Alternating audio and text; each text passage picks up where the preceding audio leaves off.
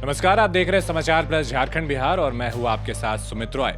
भारतवर्ष के प्रयागराज की ओर आज सबके कदम बढ़ते जा रहे हैं। मौका है पूर्ण महाकुंभ का, लेकिन इस महाकुंभ की विशेषता और महत्ता क्या है, इसको जानने के लिए आज हमारे साथ हैं आचार्य पंडित रामदेव पांडे जी, और उनसे हम जानेंगे कि कैसे महाकुंभ में स्नान करने से जो जातक है उनको इसका फल कैसे मिलने वाला है और कितना खास है इस बार का ये 144 साल के बाद होने वाला पूर्ण महाकुंभ। पंडित जी, आपका बहुत बहुत स्वागत है। सबसे पहले आपसे जानना चाहेंगे, जो तमाम हमारे दर्शकों के मन में एक सवाल है कि महाकुंभ जो है, पूर्ण महाकुंभ जो इस बार हो रहा है, उसकी विशेषता क्या है और ये शुरू कहाँ से हुआ? देखिए सुमित, ऐसा है कि जब आप ऋग्वेद को पढ़ेंगे ना, तो ऋग्वेद के अनुसार ब्रह्मांड की जब रचना हो रही थी और क्रमागत वैज्ञानिक तरीके से ब्रह्मांड की रचना हुई है, और ब्रह्मांड की रचना के ऐसे मंत्र हैं वह ऋग्वेद में है। तो ब्रह्मांड की रचना जब हुई, बिग बैंग का जब ब्लास्टिंग हुआ, हम लोग उसको महाविस्फोट कहते हैं अपने धर्मशास्त्र में, सनातन में। तो सबसे पहले क्या बना, ये इतने अखंड अनंत ब्रह्मांड हैं। तो आज जो अनंत ब्रह्मांड है, उस अनंत ब्रह्मांड में हमारा एक ब्रह्मांड बना, और अनंत कोटि के ब्रह्मांड, बहुत सारे ब्रह्मांड हैं। आज जो है वो हम लोग उसको यूएफओ या एलियन वगैरह कुछ भी कहते हैं, और अगर हम जो है वो प्रकाश की गति से भी चलेंगे तो नहीं चल, खोज पूरी ब्रह्मांड की यात्रा नहीं कर पाएंगे, इतने सारे ब्रह्मांड हैं। तो सबसे पहले जो है वह बना बृहस्पति ग्रह, ठीक है। और बृहस्पति ग्रह के बाद जो है वो हमारे ब्रह्मांड में पहला निर्माण जो बृहस्पति ग्रह का हुआ, उसके बाद है वह सूर्य जो है अपने लाइट में आया, जो है वह धरती बनी, और शेष सारे ग्रह उसके बाद बने। सबसे पहले बृहस्पति ग्रह बना। तो जब सबसे पहले बृहस्पति ग्रह बना, और बृहस्पति ग्रह क्या है, भगवान हमारी रक्षा करते हैं, तो भगवान विष्णु हमारी रक्षा करते हैं, यह हमारे यहाँ की मान्यता है। तो जो बृहस्पति ग्रह बना, जो अभी ब्रह्मांड में है, वह बृहस्पति ग्रह क्या करता है, हमारी रक्षा करते हैं। हम आम भाषा में हम सब बातचीत करते हैं। वह पृथ्वी की रक्षा करने वाला अगर कोई ग्रह है, तो वह पृथ्वी की रक्षा करने वाला ग्रह जो है वह गुरु है, बृहस्पति ग्रह है। और बृहस्पति जो है वह पृथ्वी पर ब्रह्मांड से गिरने वाले उल्का पिंडों की सुरक्षा बृहस्पति ग्रह करता है। नहीं तो हमारी पृथ्वी जो है वह नष्ट हो जाती, कभी नष्ट हो जाती है, और रोज़ जो है वह दर्जनों उल्का पिंड जो है वह ब्रह्मांड से पृथ्वी पर आना चाहते हैं, जिसको बृहस्पति ग्रह जो है वह रोक लिया करता है। तो ऋग्वेद के अनुसार जो है वह प्रथम जो है बना बृहस्पति। वह बृहस्पति जो है अब रोटेशन करता है ब्रह्मांड में, गति है, सभी की गति है। उसकी गति जो है वह अगर मेष राशि पर है आज के तारीख में, तो एक राशि पर बृहस्पति जो है वह लगभग 13 महीना के आसपास होता है, और फिर उसी 12 राशि पर लौटने पर 12 पूरे ब्रह्मांड को जो है वह 360 डिग्री को 12 भाग में बांट दिया गया है, 30-30 डिग्री का दिया गया है, तो 12 राशियाँ हुई। तो पुनः अपनी राशि पर लौटने में उस बृहस्पति को 12 साल लगता है। ये वैज्ञानिक तथ्य है। तो ये जो वैज्ञानिक तथ्य है, और जो बृहस्पति जो विष्णु का स्वरूप जिसको हम मानते हैं, महाविष्णु का स्वरूप मानते हैं, जिसको हम महाविराट मानते हैं, वह बृहस्पति हमारे पृथ्वी की रक्षा करती है।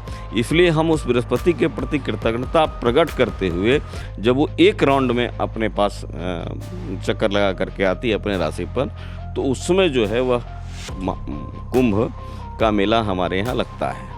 अब यह कुंभ का मेला जो है वह भारत में कई जगहों पे है, 4 जगहों पे है। इसमें 2 कुंभ जो है वह गंगा के तट पर लगता है, और हरिद्वार एक कुंभ है जो गंगा के तट पर है, और अभी हम जिसकी चर्चा कर रहे हैं त्रिवेणी, तो यहाँ गंगा, जमुना, सरस्वती तीनों नदियों का संगम है, यहाँ एक कुंभ लगता है। और उसके बाद जो कुंभ है वह नासिक में लगता है, क्षिप्रा नदी के तट पर लगता है, उज्जैन में लगता है, क्षिप्रा नदी के तट पर लगता है, और एक नासिक में लगता है, गोदावरी के तट पर। तो ये जो सारी चीज़ें हैं वह हमारे धर्मशास्त्र के साथ बंधी हुई तो हैं, लेकिन हमारी इन नदियों से ही बंधी हुई हैं। इन नदियों का जल जो है हमसे बात करता है। आप जत ब्रह्मांडे तत्र पिंडे, जो ब्रह्मांड में है वो हमारे इस पिंड में, हमारे इस शरीर में है। तो ये जो है नदियों का संरक्षण, प्रकृति का संरक्षण, उस ईश्वर के प्रति जो हमारा संरक्षण करता है, हम उसके प्रति कृतज्ञता प्रकट करते हुए एक जगह स्नान करने के लिए आते हैं। अब मैं आता हूँ धार्मिक गतिविधियों पर। धार्मिक गतिविधियों पर ऐसा है कि कई कथाएं हमारे यहाँ हैं। गरुड़ की कथा है, इंद्र की भी कथा है। जो अमृत है वह इन स्थान पर गिरा हुआ है और आदिकाल से है। हुएन सांग वगैरह जितने भी आए उन लोगों ने भी इसकी चर्चा की है। इसके पहले जो था वह यहाँ जो है वो महाकुंभ हुआ करता था। इसका कोई निकाल नहीं सकता है कब है। तो यह जो है वह ऋग वैदिक काल से जो हमारे यहाँ चला आ रहा है, चली आ रही है परंपरा। ऋग वैदिक काल से महाकुंभ की यह परंपरा चली आ रही है। अब आपने पूछा कि इसमें स्नान करने का क्या फल की प्राप्ति, क्योंकि त्रिवेणी का तो ऐसे ही बहुत ज़्यादा महत्व है, 3 नदियों का संगम है और भारत की सबसे ज़्यादा प्रमुख 3 नदियों का संगम है। लेकिन महाकुंभ में ये जो जल आप कह रहे हैं, चूँकि हमारे अंदर भी वो सारे पार्टिकल्स हैं, इससे इसका महत्व कितना ज़्यादा है? देखिए महाकुंभ में क्या है कि मैं कुछ घटनाओं को आपके सामने रखता हूँ। मेरा संबंध बाल्यकाल से ही इसी तरह से अच्छे लोगों से रहा। तो 2 संतों से जो मेरी मुलाकात हुई और 2 संतों ने जो कहा वो मेरा बाल्यकाल का था। एक संत कहा करते थे, भैरवानंद कपाली के घोरी हुआ करते थे श्मशान उज्जैन में, वो हमारे बहुत करीबी थे। तो वह कहा करते थे हमको, मैं उनकी भाषा में अगर बात करूं तो कहा करते थे, अरे रामदुआ, वहाँ जो है कुंभ में हिमालय से जो है वह ऋषि लोग आते हैं कुंभ स्नान करने के लिए, और उसमें एक जो आते हैं वो हजारों साल से जीवित हैं वहाँ पर।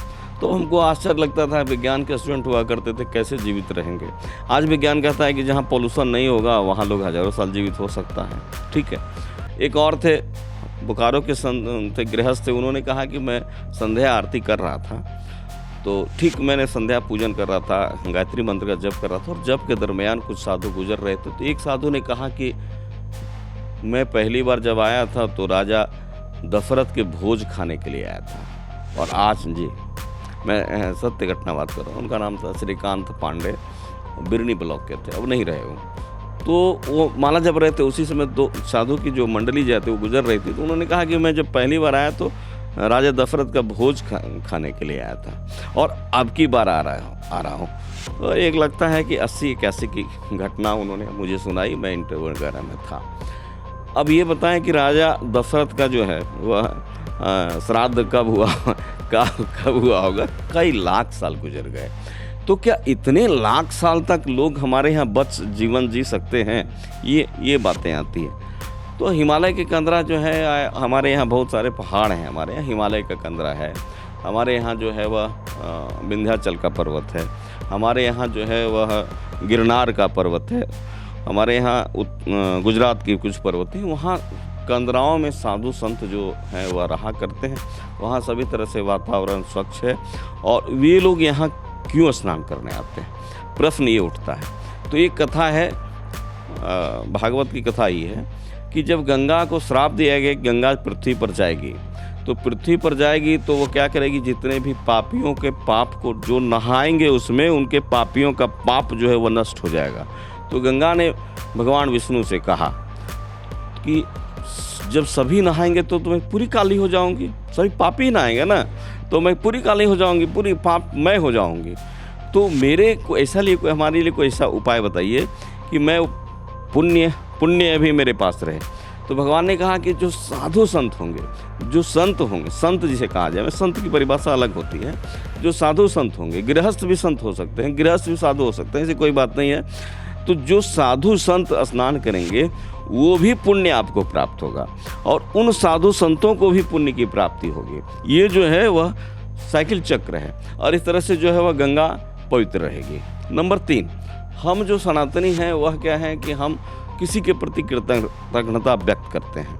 गंगा जमुना सरस्वती को वैज्ञानिक तरीके से अगर आप उठा दिया जाए आप उस इंडिया के चार्ट से, तो आधी आबादी जो है विश्व की भोजन नहीं मिलेगा। ठीक है, आधी आबादी को भोजन नहीं मिलेगा। तो ये जो स्नान की प्रक्रिया है, और ये जो स्नान की प्रक्रिया है वह जब भी बृहस्पति वृक्क वृक्ष राशि में आते हैं तो कुंभ का मेला लगता है हमारे यहाँ, जो वर्तमान में लग रहा है वृक्ष राशि में, और सूर्य को मकर राशि में आना है। अच्छा आचार्य जी, मेरा एक सवाल ये भी है कि चूंकि हम पूरे महाकुंभ की विशेषता और उसकी महत्ता की बात कर रहे हैं, नागा साधु जो हैं, ये कहा जाता है कि कोई भी ऐसा विशेष अगर इस तरीके का अगर मेले का आयोजन किया जाता है, इतने बड़े मानव समागम अगर होता है, तो उसमें नागा साधुओं की क्या विशेषता है और उन्हीं को सबसे पहले स्नान करने का क्यों विशेषता?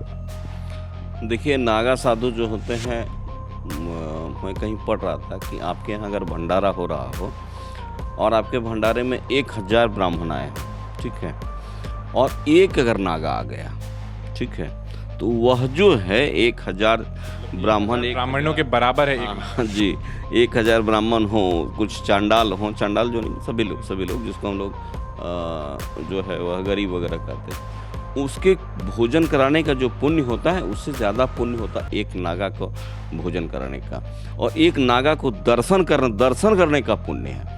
भोजन कराने का, दान करने का पुण्य आप तो छोड़ दीजिए, उसमें दर्शन मात्र का ऐसा जो है वो नागा पंथ में इस तरह की प्रक्रिया है, और वह बहुत क्लिष्ट प्रक्रिया होती है। ऐसे जो है कोई नागा नहीं बन सकता है। जन्मम कर्मम च दिव्यम च, जिसके माता पिता के कर्म अच्छे होंगे, जिसका अपना कर्म अच्छा होगा, जिसके घर वातावरण अच्छा होगा, वही एक अच्छा व्यक्ति हो सकता है। कहीं भी है सामाजिक व्यवस्था है। तो वह जो नागा साधु होते हैं, वह जो नागा बनते हैं तो 12 साल तक उनको सबसे पहले रहना पड़ता है ब्रह्मचारी के रूप में।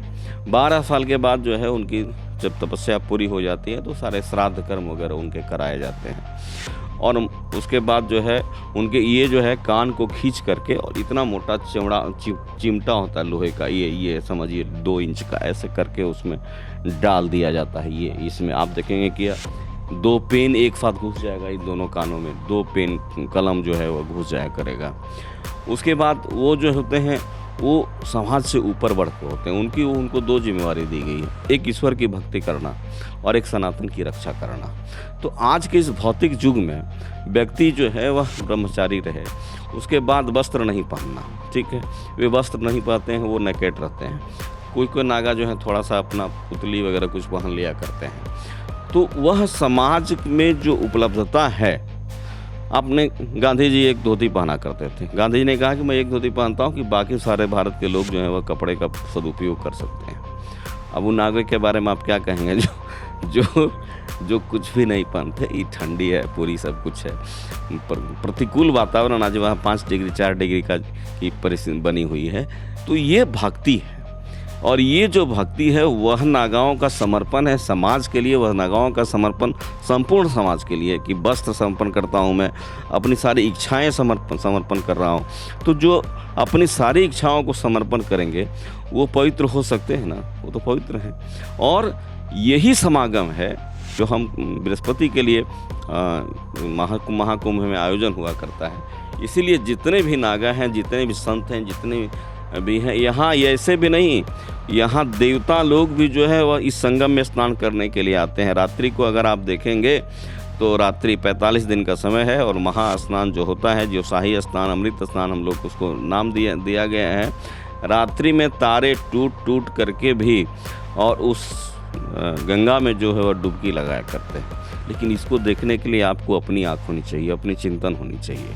भौतिक रूप से आप नहीं देख सकते, आपके अंदर श्रद्धा नहीं होगी तो आप नहीं देख सकते। श्रद्धा है तो आप अपनी माँ को माँ समझते हैं, और श्रद्धा नहीं होगी तो आप अपनी माँ को औरत समझेंगे। यही श्रद्धा का डिफरेंस है। एक और चीज़ आचार्य जी की, जैसे साधु संतों के बारे में, नागा साधुओं के बारे में हमने बात कर ली कि उनका क्या महत्व है और इस स्नान से उनको किस चीज़ की प्राप्ति होती है। जो आम जनता है, जैसे हम लोग हैं, हम लोग अगर इस शाही स्नान में जा कर के वहाँ स्नान करते हैं, त्रिवेणी में जा कर के स्नान करते हैं महाकुंभ के समय में, तो जो आम जातक हैं उनके जीवन के ऊपर कितना ज़्यादा प्रभाव पड़ता है? देखिए, तुलसीदास ने कहा है कि जो कुंभ है, अभी जो कुंभ आयोजन हो रहा है, नहीं, जो प्रयागराज है, प्रयागराज सभी तीर्थों का राजा है। गंगा जमुना सरस्वती वहाँ विराजमान है, भारद्वाज ऋषि का आश्रम वहाँ विराजमान है, लेटे हुए हनुमान जी वहाँ विराजमान हैं। तो ये क्या है कि हमने पहले कहा कि ये नदियाँ हमको जल हमारे संरक्षण कर रही है, आज नहीं, हमारी आदिकाल से नदियाँ हमारी संरक्षक हैं, हमारी माता हैं। भूमि, ज़मीन वगैरह ये सारे पानी वगैरह सब प्राप्त होता है हमको, खाने पीने की सारी वस्तुओं नदियों की कृपा से हमको प्राप्त हुआ करती है। अब है कि हम जो आम इंसान वहाँ जाकर क्या पाते हैं, तो आम इंसान वहाँ जाकर के यह पाते हैं कि एक तो है कि हम अपने मन को कबीरा मन निर्मल किए, जैसे गंगा नीर पाछे पाछे हरी फिरे कहत कबीर कबीर। कबीर ने कहा कि आप अपने मन को निर्मल कर लीजिए। तो जैसे आप निर्मल चीज़ को देखिएगा तो आपका मन निर्मल होगा, आप अगर गंदी चीज़ को देखिएगा आपका मन गंदा होगा। तो वो निर्मलता जो है वह उस महाकुंभ में है, त्रिवेणी में वह निर्मलता है। तो उस महाकुंभ में वह निर्मलता है। और आपको मैं बता दूं कि अकबर ने अपनी राजधानी उसी त्रिवेणी के पास बनाई, जो गढ़ बना हुआ है। अब बताइए अकबर को जो है वह उस त्रिवेणी से कितना प्रेम हुआ होगा, ठीक है। उसको लगा होगा कि मुक्ति यही मिला करती है। पंथ अपने अलग अलग है, विचार अलग अलग है सबको, लेकिन जो धर्म है, वो जो भारतीय के धर्म को समझते हैं, तो अकबर ने वहाँ घर बसा लिया, अपना रहने का एक कोठी बनवा लिया, बड़ा सा कोठी बनवा। आज है वही जो किला है वह वो अकबर का है, पानी के ही पास है वहाँ पर।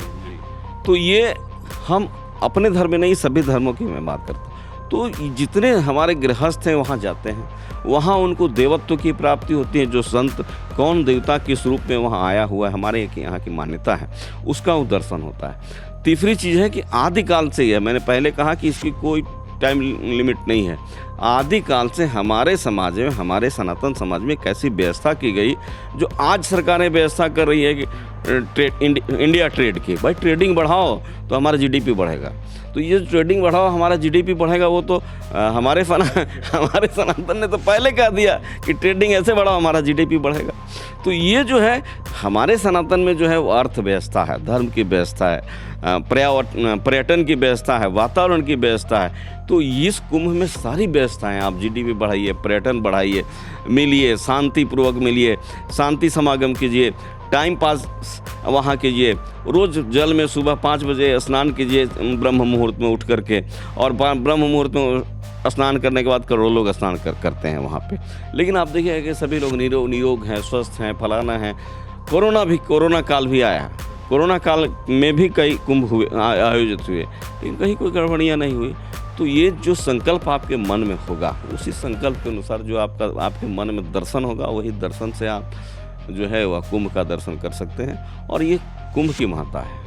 सनातनियों को, जो सनातन को मानते हैं, जो हमारे तमाम दर्शक भी जो आज ये देख रहे हैं आपका खास इंटरव्यू, उनको क्या कुछ मैसेज देना चाहेंगे? क्योंकि आज जिस तरीके से इस तरीके का जो मानव समागम जो हो रहा है, महाकुंभ की हम बात कर रहे हैं, पूर्ण महाकुंभ जो 144 सालों के बाद आया है और शायद अब अगली बार 144 साल के बाद आएगा, सनातनियों को लेकर के क्या कुछ आपका मैसेज हो? देखिए, सबसे है कि जब महाकुंभ है, ऐसा अवसर है, तो इस अवसर को खोना नहीं चाहिए। 45 दिन का अवसर आपके पास है, 45 दिन का अवसर में, और सरकार की भी अच्छी व्यवस्था वहाँ जो है बनी हुई है। सरकार ने इस पर बड़ी काम की है और सभी तरह के काम किए। लोग कहते हैं कि भाई सभी व्यवस्थाएं हैं वहाँ, आप कम पैसे में भी रह सकते हैं, बिना पैसे के भी रह सकते हैं, और बहुत पैसे से भी रह सकते हैं। तो हर सनातनियों को चाहिए कि ये उनका अपने धर्म का सिंबल है, जिसके लिए कोई एडवर्टाइजिंग सदियों से नहीं होता है, लोग अपने वहाँ चले आते हैं। और हमारे यहाँ कल्पवास की परंपरा है। कल्पवास की परंपरा है कि 14 जनवरी से लेकर के और पूरे माघ तक, यानी अगले 13 फरवरी तक, हाँ, जो है वो 1 मास तक जो है वह नदियों के तीर्थों के किनारे रहना चाहिए, वहाँ स्नान करना चाहिए, वहाँ भगवत का भजन करना चाहिए। तो ये जो कल्पवास की व्यवस्था है यह करना है। तो हम लोग कल्पवास अगर नहीं कर पाते हैं, बहुत वहाँ फो में पड़े हुए हैं हमारे लोग, तो आप 3 दिन 3 रात, 1 रात 2 रात वहाँ जा कर के गुजारिए। और वहाँ जो अमृत वर्षा हो रही है, आप जाएंगे कि हम जो अमृत वर्षा हो रही है, अमृत वर्षा कैसे होता है? अमृत वर्षा को आपको दिखाया नहीं जा सकता है विज्ञान को, वो आपकी अनुभूति है वहाँ। तो जो अमृत वर्षा हो रही है, जहाँ तरह तरह के जो है वह अनेक देश के लोग आए हुए हैं, लेकिन सबों का एक ही लक्ष्य है, ईश्वरत्व की प्राप्ति। सनातन ही नहीं, आज फोबोस की जो है वो मैडम आई हुई हैं, हमारे कई मित्र हैं उनके, हाँ, विदेशों से मेरे जो कई मित्र हैं उनके कई साध्वियाँ हैं जो विदेशों से आकर के वहाँ स्नान कर रही हैं। तो वो आपके मन की बात है, वो आपको मन को निर्मल करना है। और यह तो जो है वह भारत का परिचय है, भारत विश्व का परिचय है कि भाई ऐसे इतने दिनों तक चलने वाला लंबा मेला जो है एक अलग जिला बना दिया गया, परिस्थितियाँ देखिए। तो ये तो गौरव की बात है सनातनियों के लिए कि आपको उसमें जाना चाहिए, उसमें स्नान करना चाहिए। बिल्कुल गौरव की बात है, और तमाम जितने सनातनी ये वीडियो देख रहे हैं उनके लिए भी गौरव की बात है, क्योंकि प्रयागराज में, भारतवर्ष के प्रयागराज में 144 सालों के बाद पूर्ण महाकुंभ का जो ये महासमागम, महाआयोजन किया गया है, उसमें एस्टिमेट लगाया जा रहा है कि लगभग 44 करोड़ जो भक्त हैं वो इस बार शाही स्नान करने वाले हैं, और ये 45 दिनों तक चलने वाला जो महासमागम है उसमें और भी ज्यादा लोगों के आने की उम्मीद जताई जा रही है। फिलहाल महाकुंभ से रिलेटेड जितनी भी जानकारियां आपको चाहिए उसके लिए सबसे पहले आप जाकर के समाचार प्लस के तमाम सोशल मीडिया प्लेटफॉर्म्स को आप वहां पे फॉलो कर ले, क्योंकि वहां पर महाकुंभ से जुड़ी जो रहस्यमयी कहानियां हैं, जो इंटरेस्टिंग फैक्ट्स हैं, वो भी आपको वहां पे मिलेंगे। फिलहाल मेरे साथ इतना ही, मुझे दीजिए इजाजत। देखते रहिए समाचार प्लस झारखंड बिहार। नमस्कार।